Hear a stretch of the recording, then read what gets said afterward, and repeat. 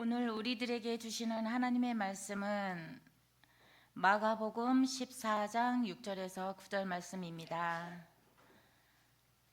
예수께서 이르시되 가만두라, 너희가 어찌하여 그를 괴롭게 하느냐. 그가 내게 좋은 일을 하였느니라. 가난한 자들은 항상 너희와 함께 있으니 아무 때라도 원하는 대로 도울 수 있거니와 나는 너희와 항상 함께 있지 아니하리라. 그는 힘을 다하여 내 몸에 향유를 부어 내 장례를 미리 준비하였느니라. 내가 진실로 너희에게 이르노니 온 천하에 어디서든지 복음이 전파되는 곳에는 이 여자가 행한 일도 말하여 그를 기억하리라 하시니라. 아멘. 오늘 하나님 말씀 함께 나누도록 할 텐데요. 마가복음의 말씀을 가지고 장례를 준비하라라는 제목으로 함께 나누기를 원합니다. 참고로 말씀드리면 지금 화장실이 개수대는 아직 설치가 안 됐고요. 지금 현재 1층하고 지하하고는 사용이 가능합니다. 아직 3층은 아직 사용이 좀 어려운 상태여서 참고 부탁드리겠습니다. 아직 이제 완공이 안 된 상태라 아직 뭐라 그럴까요? 좀 이렇게 가루도 많고 그래서 조금 그런 부분들 배려 부탁드리겠습니다. 우리에게 중요한 인생에 있어서 중요한 부분들이 있죠. 지금 사실은 세상이 굉장히 어지러워요. 우리나라로 따지자면 정치 문제도 복잡하고 그뿐입니까? 세계적으로도 사실은 지금 굉장히 혼란스러운 상태, 경제 문제도 그렇고 이제 경제보다도 더 크게 보는 게 어떠한 패권이나 이러한 문제들 때문에 경제가 망가지더라도 주도권을 빼앗길 수 없는 그런 싸움들도 있기도 하고요. 또 서로 간에 핵을 가지고 있어서 이거를 이제 한쪽 입장에서 바라볼 때는 제압하지 못하면 전쟁으로 이어질 수도 있다라는 것 때문에 지금 굉장히 서로 간에 이러한 신경전이 있는 이러한 부분인 것 같습니다. 그런데 우리 인생에 있어서 정말 중요한 게 뭡니까? 정치, 경제, 환경, 환경 운동 이런 거 다 중요합니다. 너무나 중요하죠. 그런데 정말 중요한 거, 여러분들 사회를 잘 만들어 놓고 내가 지옥 가면 무슨 소용이에요? 가장 중요한 거, 정말 내 영혼의 문제, 가장 중요한 것을 여러분들 놓치지 않으시기를 축복드리겠습니다. 그런데 또 인간적으로 그냥 육신적으로 봤을 때는 사람의 인생에 있어서 중요한 것은 태어남과 죽음이 아닐까 싶습니다. 그래서 우리가 태어나는 것은 뭐예요? 내가 선택으로 태어나는 게 아니죠. 그냥 생명이 주어지는 은혜를 받아서 우리의 삶이 시작이 됩니다. 그런데 죽음이라는 것은 무엇입니까? 아담 때 하나님께서 처음 인간을 지으시고 아직 죄가 들어오지 않았을 때는 사망도 죽음도 없었다라는 거예요. 그래서 에덴 동산 안에는 선을 알게 하는 나무 외에도 생명나무도 같이 있었어요. 근데 하나님은 선악과만 먹지 말라 그러셨지 생명나무는 제재하지 않으셨다고요. 다시 말해서 그 당시에는 아담은 죽지 않는 존재로 하나님께서 지으셨음에도 불구하고 죄를 지음으로 어떻게 됩니까? 사망이 인류 가운데 들어오게 됩니다. 그 말을 이렇게 이제 히브리서 9장 27절에서 표현하고 있습니다. 같이 읽어보도록 할게요. 히브리서 9장 27절 시작. 한번 죽는 것은 사람에게 정해진 것이요 그 후에는 심판이 있으리니. 한번 죽는 것은 사람에게 정해진 것이요.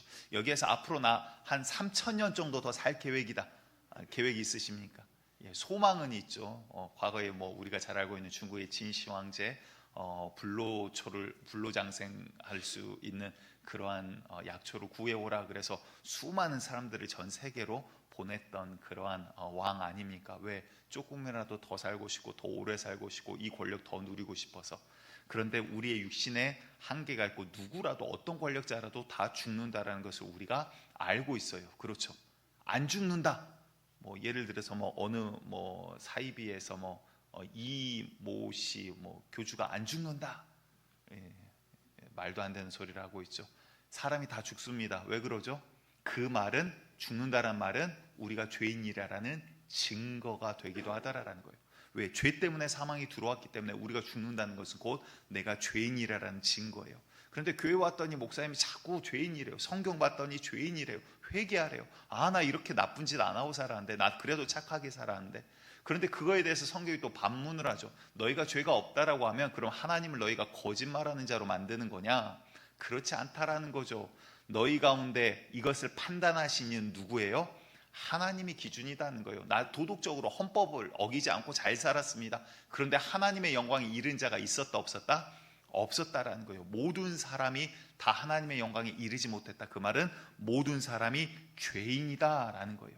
그래서 한 이야기를 잠깐 짧게 드리면 성경에서 예수님께 나오는 부자 관원이 있습니다. 부자 청년이라고도 하고요.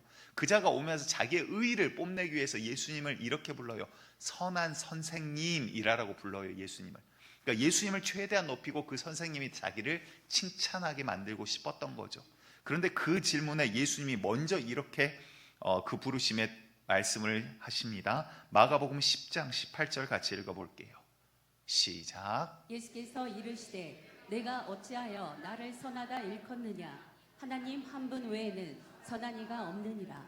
하나님 한 분 외에는 선한 이가 없다. 이 말은 무슨 말이에요? 모든 사람은 뭐하다? 죄 가운데 놓여 있다. 너희가 다 죄인인데 선한 자가 어디 있느냐? 지금 그 이야기를 먼저 시작하다라는 거예요. 왜? 이 사람은 나의 의, 나 선하고 나 착하고 나 정도면 신앙생활 잘하고 나 정도면 하나님 앞에 칭찬받고 나 정도면 천국 갈 수 있지요. 그 의의를 지금 드러내고 싶었거든요. 근데 사람 가운데 선한 사람 없어. 다 뭐다? 죄인이다. 아멘. 그러기 때문에 우리에게 누구도 한 명도 빠지지 않고 다 예수 그리스도가 필요한 거예요. 아멘. 우리가 죄인이 아니었으면 예수님 오실 이유도 없고 우리에게 예수가 필요하지도 않습니다. 하지만 나는 죄인이기 때문에 예수 그리스도가 그만큼 중요하고 보배와 같이 귀하다라는 것입니다. 오늘은 고난 주간의 이제 시작입니다. 그래서 이 시작하는 주일을 고난 주일이라고 부르기도 하고요. 아까 우리 목사님 설명해 주셨다시피 종려 주일이라고도 부르기도 합니다. 이제 지나고 나서 이번 돌아오는 금요일을 우리가 기념하기를 그날 이제 예수님께서 십자가에 달리신 날 금요일로 성금요일로 우리가 보통 이야기를 하고 그리고 나서 3일 만에 부활하셨기 때문에 셋째 되는 날, 그래서 원래는 일요일이었죠. 그런데 이 일요일을 우리 예수님께서 모든 것들을 율법으로 완성할 수 없었던 구원을 이루셨다. 죄를 패하셨다. 그래서 이제 그 부활을 우리가 기념해서 주일, 주님의 날로 지키는 겁니다. 지식적으로 이거는 아시면 됩니다. 날짜로 굳이 따지자면 오히려 토요일이 안식일일 수도 있어요. 물론 그게 정확하진 않습니다. 왜냐하면 창세 때와 이제 태양력으로 한 달력이 나온 거는 차이가 크거든요. 신약 시대에 와서 태양력 달력이 생겼기 때문에 정확한 요일이 맞지는 않습니다. 하지만 굳이 따지자면 그럴 수 있다라는 거예요. 하지만 우리가 일요일을 주일로 지키는 이유는 뭐라고요? 우리 예수님의 부활을 기념하고 그 부활로 우리의 생명이 이제 주님 앞에 갈 길이 열렸기 때문에 그 소망을 찬양하는 것으로 주님 앞에 주일을 드리고 있습니다.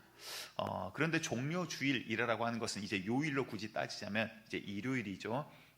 오늘 예수님 당시에 예루살렘으로 이제 입성을 하십니다. 예루살렘으로 예수님이 어린 나귀를 타시고 입성을 하실 때 사람들이 이제 새로운 왕이 탄생하겠구나 그러면서 왕과 같이 왕의 행렬과 같이 그를 사람들이 모여서 길거리에서 환호하기 시작합니다. 호산나 호산나 다윗의 자손이여 하면서 환호하기 시작합니다. 그러면서 종려나무를 들고 흔들었다 그래서 종려주일 혹은 고난주일 이렇게 우리가 오늘을 부르고 있습니다. 참고해 주시면 됩니다. 그런데 그들이 종려나무를 흔들고 호산나 호산나 하면서 그들이 어떤 생각을 했을까요?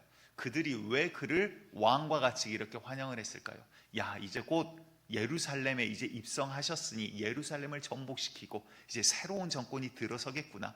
예수님께서 왕 위에 등극하겠구나. 새로운 왕이 우리 가운데 서면 헤로드 왕을 패해버리고 새로운 왕이 서면 이제 로마도 얻지 못하는 기적과 이적을 행하는 하나님의 사람 메시아가 우리 가운데 와서 우리를 최대 강대국, 과거 다윗의 시대보다 더 놀라운 시대로 우리를 이끌겠구나 하는 기대감이 그들 가운데 있었다라는 것이죠. 그런데 우리가 아시다시피 그러한 구원이 아니었죠. 예수님께서 예루살렘에 입성하시고 그 다음에 각 요일별로 보면 한 2, 3일 정도 가르치시고 또한 우리가 아시다시피 성전 정화 운동을 하십니다. 장사치들이 가득한 성전을 뒤엎고 이거를 우리가 성경으로 얌전하게 봐서 그러지 상을 막 뒤집어 엎고 막 소리 치르고 사람 목 들어가게 하고 그 다음에 끈을 꽈가지고 이제 채찍처럼 만들어서 막 휘두르기를 시작합니다. 예수님이 한번 생각해 보시기 바라요. 옆에서 누가 봤으면 예수님이 어때 보였을까요? 미친 사람 같았을 거예요. 누군가 와가지고 여러분들 교회 앞에 와서 막 단상 엎고 소리치고 막 회초리질하고 있다고 생각해 보세요. 그럼 미친 사람처럼 보였을 거예요. 그런데 주님께서 하나님의 아픈 마음을 그들에게 보이시고 물리적인 공간적인 성전을 패버리시죠. 이제 그 다음으로는 성령께서 우리를 성전 삼아 오시겠다라는 거예요. 이러한 사건들이 이제 벌어집니다. 귀신 들린 자를 고치시고 병든 자를 또한 낫게 하시고, 그러면서 천국 복음을 그들에게 증거하십니다. 그런데 이제 수요일 정도, 그러니까 한 2, 3일 정도 이러한 일을 하시고, 수요일부터는 예루살렘 바로 옆에 있는, 붙어 있습니다. 거의 예루살렘 옆에 있는, 예루살렘 좀 고지대, 약간 언덕 위에 있는데 거기에서 조금 내려가면 있는 베다니라는 마을에 유하세요. 그러면서 오늘 사건은 수요일 정도에 일어난 사건입니다. 배경을 보았더니 베다니에 나병 환자 시몬이라는 사람이 아마 저녁 초대를 했던 것 같아요. 식사 초대를 했던 것 같습니다. 그래서 예수님을 식사에 초대하고 그에 따르는 많은 사람들, 예수님을 보기를 원하는 사람들과 제자들이 그 자리에 아마 함께 했던 것으로 유추가 됩니다. 그런데 이가 지금 나병 환자는 아닌 것은 확실해요. 왜냐하면 그 당시에 나병 환자는 하나님께, 신에게 저주받은 병으로 불림받았기 때문에 사람들 앞에 설 수 없어요. 자기를 가리고 종을 치면서 나는 죄인이요 죄인이요, 내 주변에 오지 마세요, 이렇게 하고 마을 밖 다른 데 따로 살아야 돼요. 그런데 예수님을 초대할 수 있었고 식사를 함께 했다라는 것은 그가 아마도 예수님께 고침을 받은 자였을 가능성이 큽니다. 예수님 앞에 참 은혜 입은 자들이 거기에 많이 모였겠죠. 우리 예수님 베다니에 계시다고 인근에 있는 사람들도 막 모였을 거예요. 야, 우리 예수님 때문에 내가 안진뱅이가 일어나는데, 내가 못 봤는데 예수님이 기도해 주시고 내가 눈을 떴다니까. 아, 내가 이러한 문제가 있었는데 내 이 문제를 해결해 주셨다니까. 나는 중풍병이 있었는데 예수님께서 내 손을 펴주셨어. 이러한 막 간증들이 주변에 있었을 것 같아요. 많은 사람들, 그리고 제자들이 그 집에 몰려 앉아 있습니다. 그런데 한 여인이 등장을 해요. 여인이 이만한 병을 가지고 오더니 뚜껑을 따서 예수님 머리에다가 붓기 시작합니다. 향이 그 방에 가득하기 시작해요. 지금으로 따지면 향수 원액 같은 그런 것일 것 같은데 향유라고 나와 있습니다. 근데 이게 얼마나 비싼 건지 딱 봤더니, 여러분들 요즘 제일 비싼 명품이 뭘까요? 과거에는 무슨 똥을 그렇게 왜 이렇게 찾는지 모르겠는데, 똥은 변소에 가셔서 찾으셔야죠. 아무튼 뭐 어떠한 브랜드였던 것 같아요. 봤더니 딱 봐도 누가 봐도 야, 저거 보통 값 나가는 거 아닌데 하는 그러한 것을 갖다가 남김없이 예수님의 머리에 장식하는 데 쓰고, 나머지를 가져다가 예수님의 발을 닦는데, 심지어 자기의 머리털을 가지고 예수님의 발을 닦기를 시작합니다. 그러한 여인의 모습이 등장을 해요. 그런데 거기에 사람들을, 그거를 바라보는 사람들이 이제 수군수군 거리기 시작해요. 심지어 거기엔 제자들도 함께 수군수군 되기 시작합니다. 야, 저거 무슨 향유 아니야? 저거 엄청 비싼 거 아니야? 야, 딱 봤더니 야, 나 저 향유 알아. 저거 구하기도 힘들어. 팔지도 않는 거야. 저거 한 병에 몇 천만 원 가는 거야. 한 사람이 먹지도 않고 자지도 않고 일해서 벌어야지 1년 내내 번, 1년 사람 연봉 정도 되는 거야. 저거 중고로 팔아도, 지금 갖다 팔아도 수천만 원 받을 수 있는 거야. 근데 그거를 저렇게 지금 허비해버린다고, 낭비해버린다고 사람들이 수군수군 되기를 시작합니다. 그런데 그 이야기를 듣고 계시던 예수님께서 그들의 말을 자르시죠. 그를 괴롭게 하지 말라. 그 여인을 괴롭게 하지 말라. 가난한 자들은 너희 주변에 항상 있지 않냐? 그런데 나는 너희와 계속 같이 있지 않아. 이 여인은 자기가 할 수 있는 힘껏 다해서 지금 나의 장례를 미리 준비하는 거야. 앞으로 천국 복음이 전해지는 그 곳곳마다 그 복음과 함께 이 여인의 이야기가 함께 기억될 거야 라는 어마어마한 칭찬을 예수님께서 하십니다. 자, 오늘 이 이야기를 가지고 세 가지 측면에서 우리가 좀 바라보기를 원합니다. 첫 번째는 마리아의 입장이에요. 여기에 등장했던 여인은 세 개 복음서에 등장하는데, 두 개 복음서에서는 그냥 여인이라고 나오고요, 한 개 복음서에서는 마르다의 동생인 마리아라고 정확하게 그 이름이 나오고 있습니다. 마리아는 어떤 사람입니까? 우리가 너무나도 잘 알고 있죠. 예수님을 너무나도 사랑했고 잘 따랐던 그러한 여인 중 한 명입니다. 또한 예수님께서 그의 집에 가셨을 때, 과거에 가셨을 때, 마르다는 이제 음식을 준비하느라고 분주해요. 바빠요. 근데 마리아는 뭐 하고 있죠? 좀 눈치가 없어서 문제지, 예수님 옆에 앉아서 그냥 예수님만 쳐다보고 있어요. 왜 그랬을까요?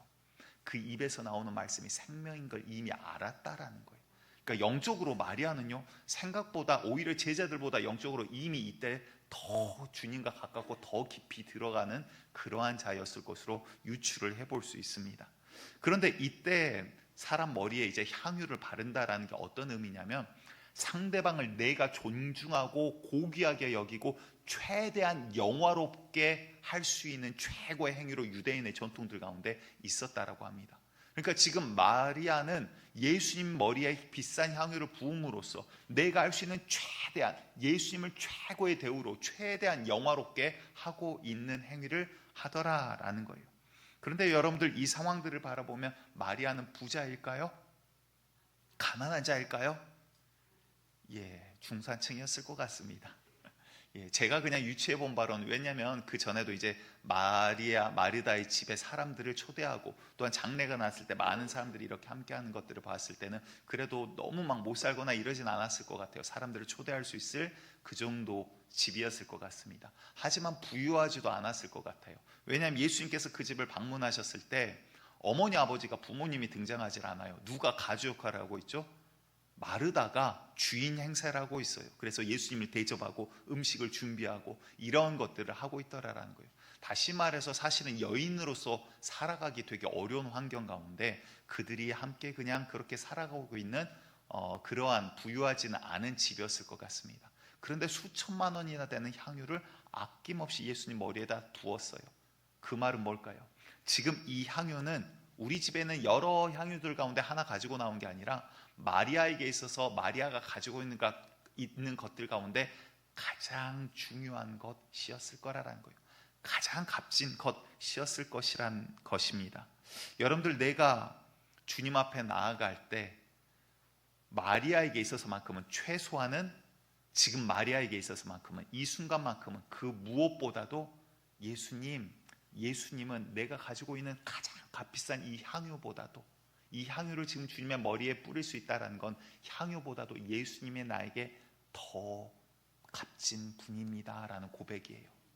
여러분들, 이 고백이 우리의 고백이 되기를 간절히 축복합니다. 주님 앞에 나아갈 때 주님이 가장 나에게 있어서 중요한 분입니다. 가장 보화 같이 귀한 분입니다. 정말 내가 그 누구보다도 주님을 가장 사랑합니다 할 수 있는 믿음이 되시기를 간절히 축복드리겠습니다. 이와 같은 시험을 주님께서는 자꾸 던지세요. 주님 앞에 나올 때 많은 사람들이 나아가는데 예수님께서 그냥 고쳐주실 수 있어요. 병 그냥 떠나가, 그럼 고쳐줘요. 앉은 뱅 일어나, 그냥 한마디면 끝나버려요. 귀신 나가, 한마디면 그냥 해결돼요. 그런데 주님께서는 꼭 주님 앞에 나온 자들에게 질문을 던지세요. 네가 이거를 믿느냐? 야, 나 너 해주기 싫어. 그래도 붙드는 그 믿음을 보실 때 네 믿음이 크도다. 그럼 내가 갈까? 아니요, 우리 집에 온 것을 내가 감당치 못하겠나이다. 나도 계급 있는 병사인데, 군사인데 예수님께서 말씀만 하시면 병이 나을 줄 믿습니다. 그래, 네 믿음이 크도다. 네 믿음이 너를 구원하였도다. 큰 칭찬들을 하신다는 거예요. 그냥 하실 수 있음에도 불구하고 자꾸 뭔가를 요구를 하세요. 여러분들, 이 예배 가운데서도요, 주님께서 동일한 것을 요구하고 계시다는 거예요. 여러분들, 헌금 많이 하면 주님 기뻐하실까요? 주님이 돈이 없으실 것 같습니까? 아니면 뭐를 드리면 주님이 기뻐하실까요? 음식 맛있는 거 해가지고 막 하면 주님 기뻐하실까요? 뭐 제사상 돼지 머리 올리듯이 뭐 맛있는 거 해갖고 앞에서 한 차로 놓으면 하나님께서 기뻐하실까요? 주님께서 그런 게 필요한 게 아니죠. 이 시대에 사람들이 제사 지내고 양을 태우고 뭐를 태우고 할 때 그걸 하나님이 받으시나요? 아니잖아요. 그 음식, 고기 자체가 필요한 게 아니잖아요. 뭐를 주님께서는 보기 원하십니까? 우리의 마음과 중심을 알기를 원하세요. 그런데 여기에 한 가지 주님께서 보시는 모양이 있더라라는 거예요. 하나님께서 아브라함에게 어느 날 갑자기 나타나십니다. 그리고 하나님께서 뭘 요구하시죠? 100세 낳은 네 아들 이삭을 나에게 번제로 바쳐라라는 거예요. 여러분들, 번제로 바치라라는 것은 무슨 말이에요? 목을 따서요, 피를 빼고 가슴을 가르고 창자를 꺼내고 각을 떠가지고 몸을 조각을 내라는 소리예요. 그래서 부위별로 예법에 따라서, 율법에 따라서 태울 것 태우고 버릴 건 버리고 하라라는 거예요. 누구를? 자기 아들을, 100세에 낳은 아들을 번제로 바치라. 가볍게 이야기했지만 이거는 굉장한, 어떻게 표현할 수 없는, 말도 안 되는 일이거든요. 그 이야기를 창세기 22장 2절에 이렇게 하시더라라는 거예요. 여호와께서 이르시되 네 아들, 네 사랑하는 독자 이삭을 정확하게 콕 집어서 너에게 가장 소중한 것을 일하라고 콕 집어 지금 이야기를 하시는 거예요.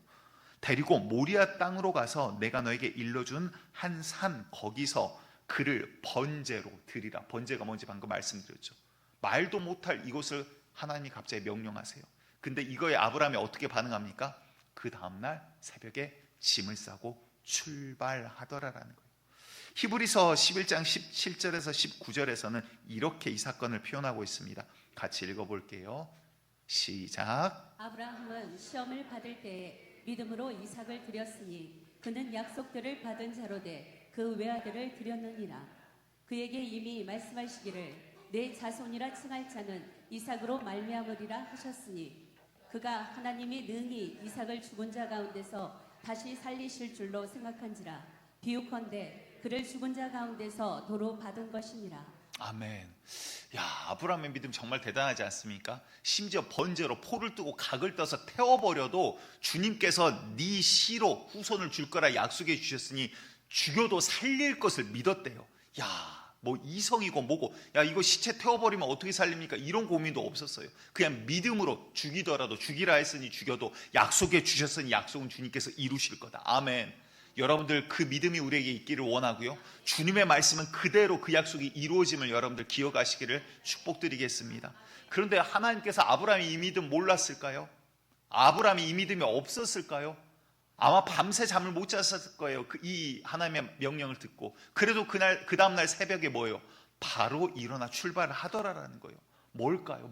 왜 그 믿음이 없는 게 아닌데 믿음이 있는 자에게 하나님이 이러한 고난과 시련과 시험을 주시는 것일까요? 야고보서 2장 21절에서는 이렇게 또한 같은 사건을 이야기합니다. 시작. 우리 조상 아브라함이 그 아들 이삭을 제단에 바칠 때에 행함으로 의롭다 하심을 받은 것이 아니냐. 아멘. 무슨 말이에요? 행함으로 하나님께서 인정해 주셨대요. 아들을 묶고는 제단 위에 놓고는 그 다음 아브라함이 칼을 들어 내리치려고 합니다. 진짜구나. 하나님이 그 마음 몰라서가 아니라 내려치려 하는 순간 그 손을 하나님께서 붙잡듯 아브라함아 멈춰라. 당장 그 칼 내려놔라. 본인이 죽이라 그러셔놓고 왜 그러세요? 주님께서는 행함이 없는 믿음을 죽은 것이라고 본대요. 마음으로는 우리가 알아요. 주님 사랑합니다. 그런데 세상에 시험이 와요. 주님보다 다른 걸 더 사랑하는 모습이 보이더라는 거예요. 하나님 주님밖에 없습니다. 그런데 세상에 문제가 와요. 그러면 돈으로 해결하는 모습이 보이더라라는 거예요. 다른 것으로 해결하고 다른 것에서 답을 찾는 것들이 보이더라라는 거예요. 정말 믿음으로 나를 찾는 자가 누구냐라는 거예요. 하나님께서 우리에게 요구하신 거 뭐예요? 예배드리는 모습이 있어요. 그런데 그 가운데 정말로 나를 찾는 자가 누구냐? 정말 너의 마음을 나에게 볼 자가 누구냐? 우리 하나님께서 우리의 중심과 마음을 보시는 하나님입니다. 하지만 형식을 통해서 우리의 마음을 보시더라라는 거예요. 증명하시더라라는 거예요. 여러분들 우리가 무엇도 내버려둘 수 없습니다. 하지만 적어도 최소한 마리아만큼은요, 그 자리에 많은 제자들과 모든 제자들과 많은 사람들이 함께하였지만 누구보다도 자신의 믿음을 명확하게 보인 자는 마리아 한 명이었다 이 말이에요. 여러분들 우리가 주님께 인정받는 믿음이 되기를 원합니다. 하나님께 인정받는 믿음이 되기를 원합니다. 사람에게 보이기 위해서가 아니라 하나님께서 인정하시는 믿음이 되기를 간절히 축복드립니다. 우리가 지난번에도 2주 전에도 청소한다고 갑자기 말씀드렸는데 많은 분들 나오셔가지고 정말 거의 전쟁터였는데 함께 청소해 주셔서 너무나도 감사해요. 물론 이게 저에 대한 게 아니잖아요. 저의 유익이 아니잖아요. 함께 교회를 섬기시고 닦으시고 하는 모습들 가운데 너무나도 저도 뭉클하더라고요. 근데 지금 이거 공사하시면서 일하신 분 우리 교회 분이 아니시죠. 그분들이 보고는 저한테 그러시더라고요. 아우 목사님 그 성도님들 나오셔서 청소하는데 저 눈물 날 뻔했어요 그러더라고요. 그러면서 아우 성도님들 대단하시네. 교회를 사랑하시는 것 같아요. 안 믿는 분인데 그렇게까지 이야기를 하시더라고요. 여러분들 정말 수고 많으셨고요. 앞으로도 또 수고가 있을 것 같아요. 예, 교회를 사랑하시는 마음 너무나도 귀하고 감사합니다. 우리가 사랑하기 때문에 감사하기 때문에 헌물도 드리는 거고 또 봉사도 하고 여러 가지 모습으로 우리가 하나님 섬기는 것 아니겠습니까? 그런데 우리가 섬기다가 왜 시험에 들어요? 왜 시험에 들어요? 뭐 여러 가지 이유들이 있지만 간단하게 말씀드리면 하나님이 아니라 사람이 보일 때 시험에 들거든요. 하나님 볼 때는 시험에 안 들어요. 하나님이 우리를 시험에 들게 하시던가요? 그렇지 않아요. 근데 사람의 말이 들어오는데 서운해. 또 마귀가 싹 마음을 넣어주는데 누가 안 알아줘. 서운해. 그러면 에이, 왜 이거 처음에 어떻게 시작됐는데 누구에게 인정받기 위해서 시작했습니까? 하나님 위해서 시작한 거잖아요. 하나님 앞에 나아가기 위해서, 하나님 좋아서, 하나님께 감사해서. 그런데 사람이 보이기 시작하니까 그때부터 마음이 상하기 시작하더라라는 거예요. 여러분들 왜, 죄송해요, 저도 부족하고 모자라고 다 돌아보지도 못하고 알지만 표현을 또 제가 성품상 잘 못해요. 또 가르쳐야 되는 입장이기 때문에 우려함도 있기도 하고, 무조건 오냐 키워가지고 망가지는 모습을 너무나 많이 봤기 때문에 오히려 제가 욕먹더라도 조금 더 칭찬을 제가 잘 안 합니다. 여러분들 너무나도 수고하신 것 알고 있어요. 그런데 가끔은 목사님이 안 알아준다 이래가지고 시험 드신 분들도 있어요. 야, 또 사람들 눈치 보여서 지금 나 힘든데 헌금 이 정도는 또 해야지, 체면상 하시는 분들도 있어요. 죄송하지만 그 헌물 헌금 하나님 안 받으십니다. 걱정하지 마세요. 그 헌물 안 받으세요. 사람 눈치 보고 드리는 헌금 하나님 안 받으세요. 여러분들 헌금 바구니 돈다고 헌금하고 그러지 마세요. 정말 마음에서 주님, 내가 이 시간 주님 앞에 드립니다. 주님께 준비된 헌물 아니면 어차피 그 헌물을 안 받으세요. 정말 우리가 마음에서부터 주님 앞에 드리는 헌물이 되기를 원하고요. 봉사할 때 사람 또한 내가 인정받지 못한다, 칭찬받지 못한다, 여러분들 그게 무서운 늪이에요. 마귀가 놓은 늪이에요. 왜? 칭찬받지 못한다는 게 뭐예요? 결국은 내 의의가 인정받지 못하는 거거든요. 하나님과 같이 되려가는 마귀의 속성이 여기에 있는 거예요. 그래서 하나님께 칭찬받고 하나님께 인정받으면 되는 건데, 하나님께 인정받는 게 아니라 뭐예요? 사람이 혹은 목사님이 누가 나 인정해 주지 않고 칭찬해 주지 않는다, 그거에 내가 흔들린다는 건요, 내가 나의 의의를 드러내고자 하는 마귀의 속성이 있는 거라는 거예요. 여러분들 마귀의 이 공격 가운데 덫에 속아 넘어가지 않으시기를 간절히 축복합니다. 그냥 온전히 다른 것 없이 계산 없이 정말 주님 사랑해서 좋아서 나아가는 마리아와 같은 자 되시기를 간절히 축복드려요. 자, 두 번째 우리가 기억해야 될 관점은요, 유다, 가로딘 유다가 이 가운데 포함되어 있었죠. 마리아의 이 모습을 보고 사람들이 수군수군됩니다. 그러니까 제자들도 같이 수군수군되고 비방했다는 거예요. 야, 저거 정신이 있는 여자야 없는 여자야. 심지어 봤더니 알고 있는 마리아거든요. 예수님이 몇 번 그 집을 방문하였고 그동안 따라다니기도 했고 제자들도 마리아를 모를 리가 없다라는 거예요. 그런데 그 마리아를 보고 뭐라고 합니까? 야, 저거 지금 제정신이야? 저거 얼마짜리인데 지금 몇 천만 원짜리, 3, 4천만 원짜리를 지금 깨가지고 저렇게 낭비하고 허비한다고? 야, 저거 중고로 팔아도 지금 지가 얼만데, 저거 갖다가 가난한 자들 나눠줬으면 야, 오늘 먹고 배부르게 먹고 잔치할 수 있는 게 지금 몇 명인데 정신이 없네. 사람들이 수군수군대기 시작해요. 그 이야기를 이제 불쑥 가로딘 유다가 나서서 앞에 나서서 이야기하기 시작합니다. 그런데 여러분들 마귀가 정말 무섭게 역사를 하더라라는 거예요. 특히 여러분들 이번 주 고난 주간이죠. 여러분들 더욱이 우리가 예수 그리스도 또한 그의 죽으심과 부활하심을 기억하시고 묵상하시기 바랍니다. 그런데 마귀가 더 역사할 거예요. 더 여러분들 충동질하고요, 더 마음 상하게 하고, 더 싸움이 일어나게 하고, 더 어려움 가운데 처하게 할 거예요. 왜? 예수를 싫어한 자가 바로 마귀거든요. 예수님을 기억하지 못하게 할 자가 바로 마귀거든요. 하나님 앞에 서지 못하게 하고 싶은 놈이 바로 마귀거든요. 그 놈에게 속아 넘어가지 마시고 정말 매일매일 매 순간순간 예수를 붙드시기를 간절히 축복드리겠습니다. 그런데 이 예수님이 앉아 계심에도 불구하고 그들의 마음 가운데 뭐가 역사하는 거예요? 마귀가 역사하고, 또한 이 특히 가로딘 유다, 마귀에게 이미 사로잡힌 놈이죠. 그러다 보니까 어떻게 됩니까? 입이 툭 튀어나왔는데, 특히 제자들의 이 재정을 관리한 자가 이 가로딘 유다예요. 그런데 이제 입에서 튀어나온 게 뭡니까? 야, 지금 이게 뭐 하는 짓입니까? 예수님, 저거 뭐라고 해야 되는 거 아닙니까? 야, 저 향유 갖다가 팔아서 가난한 자에게 나눠줬으면 지금 몇 명이 먹고 마실 텐데, 야, 지금 이거 정신없는 짓을 하네. 저 여자가 정죄하기 시작하더라라는 거예요. 여러분들 일이 되다 보면 많은 일들이 있죠. 교회가 가난한 자들 도와야 됩니까?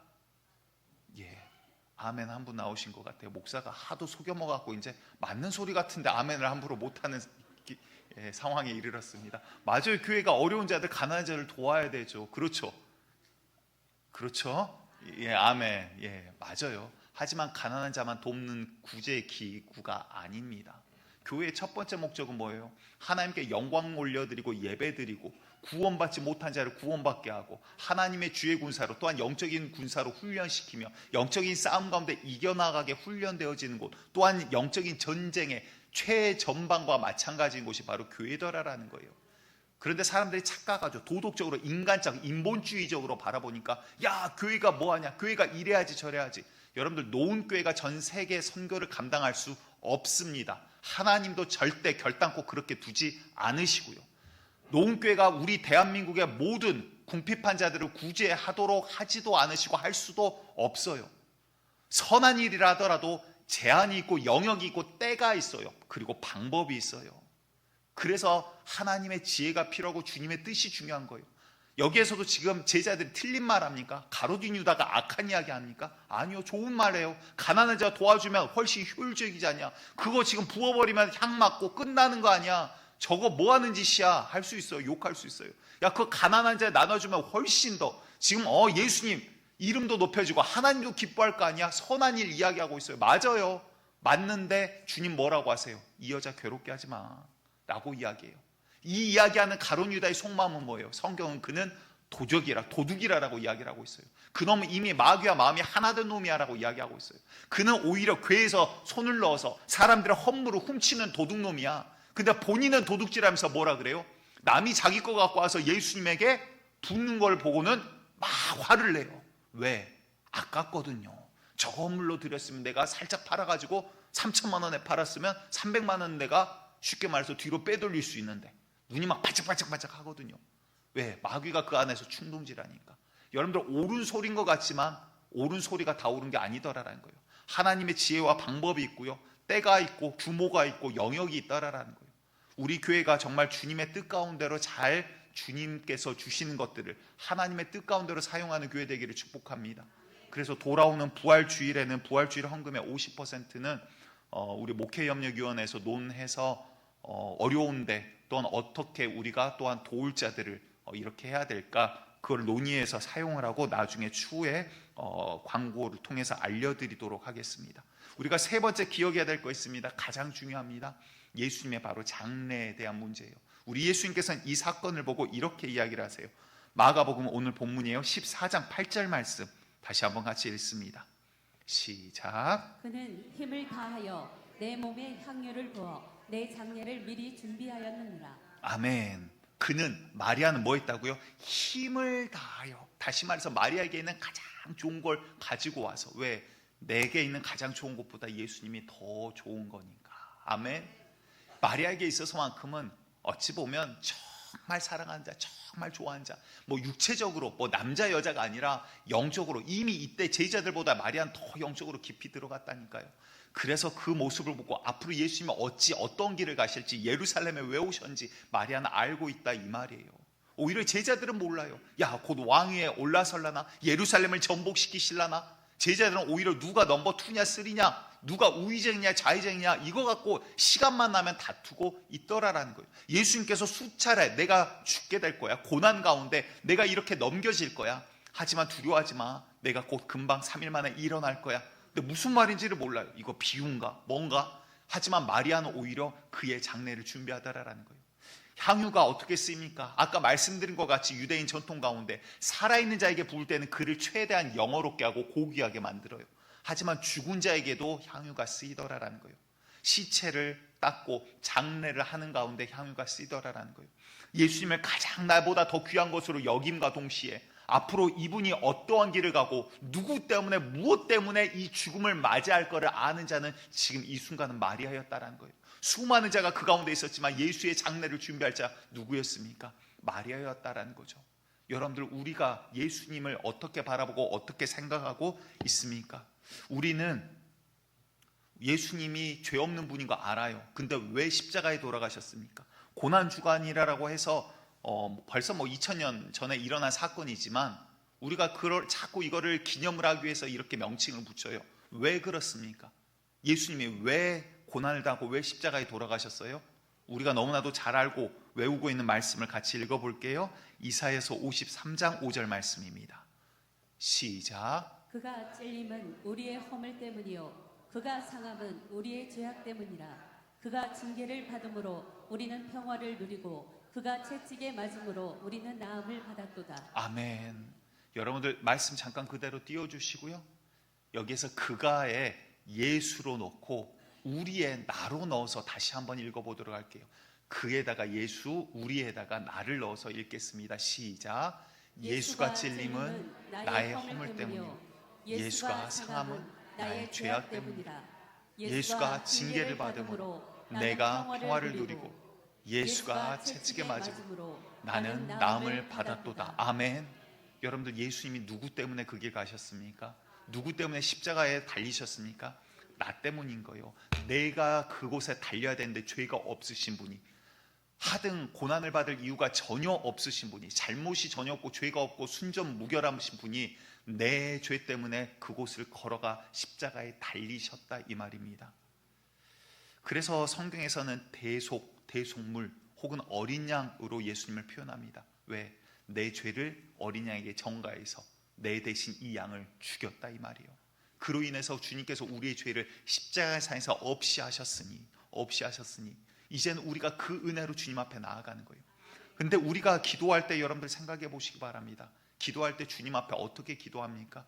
우리는 보통 주님 앞에 마치 뭔가 주님이 우리한테 빚진 자인 것처럼 기도를 해요. 주님, 이 기도 들으시죠? 이거 좀 해놓으시죠? 하나님, 나 이거 필요한데 이거 해주셔야죠. 보통 이렇게 기도해요. 심지어 어떻게 기도합니까? 하나님, 오늘 제가 33분 23초 기도한 거 아시죠?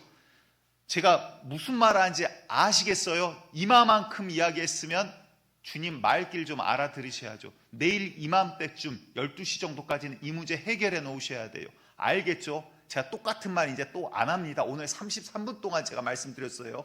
알아들으셨죠? 우리의 기도가 사실은 이런 기도가 되게 많더라라는 거예요. 그런데 이제 우리 갓난아이의 신앙에서 조금 더 커가기를 원합니다. 여기에서 정말 예수님의 장례를 준비한 자 마리아밖에 없었어요. 주님의 마음과 심정을 아는 자 마리아밖에 없었다고요. 주님은 어떤 심정이에요? 예루살렘에 왔는데 사람들은 와, 새로운 왕이 온다, 이제 곧 예루살렘이 전복된다, 새로운 국가가 서나갈 거야, 막 들떠 있습니다. 근데 예수님은 뭐예요? 하나님, 이제 이 고난의 길 며칠 안 남았네요.